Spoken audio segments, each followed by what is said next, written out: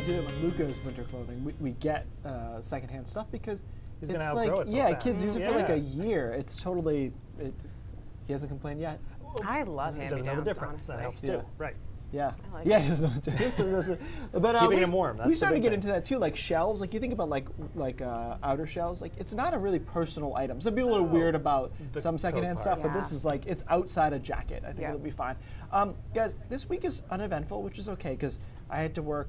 It was like a whole week of real work. Very busy last for week. you. Yeah, and then How this did he this week manage? is just a gradual upward transition. Nothing crazy, but we might get to 50 by the end of this. So. Which is feels like a big deal for New Year's. Yeah, it is. You know, New Year's can obviously go a number of ways. I remember more cold ones than anything.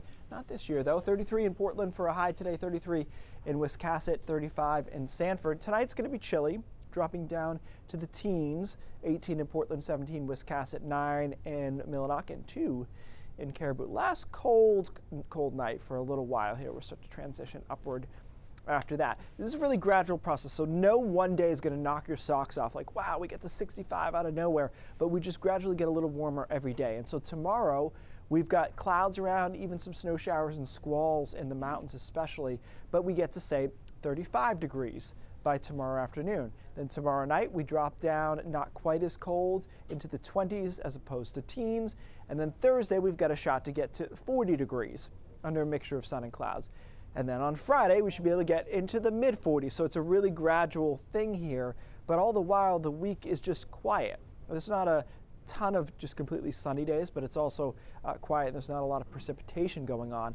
The large scale pattern here is conducive to us being above average. And all you're really looking at here this time of the year is that you don't want any of these purples to break off and push down into the central part of the country or the northeast. And it's really bottled way up there.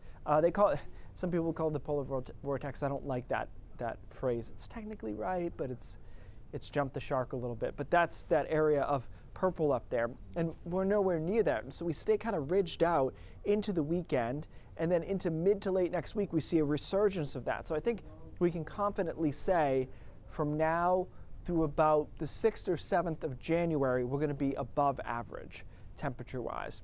Now, keep in mind, it's January, so above average isn't as exciting as it could be other times of the year. But by Saturday, I think we have a shot at 50 over southern and western Maine, and this is New Year's Eve day. Now, New Year's Eve itself is going to be close because some showers start coming in later in the evening, around midnight, and then it's a rainy day on Sunday, the day after. So it's going to be really tight there.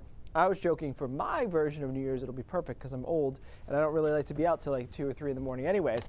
If you're a little bit more into that, you probably will run into some rain, but it'll be relatively mild. It's also worth noting that this rainstorm on Sunday, guys, is not going to be windy. Like, it's going to be breezy, but it's not going to be anything like what we dealt with last time, which is good. And you can see into early next week, we're in the mid 40s or so. So pretty tame start to January. Maybe another rainstorm next Tuesday into Wednesday. So. All right, hey, nothing we can't handle. No. Thanks, Keith.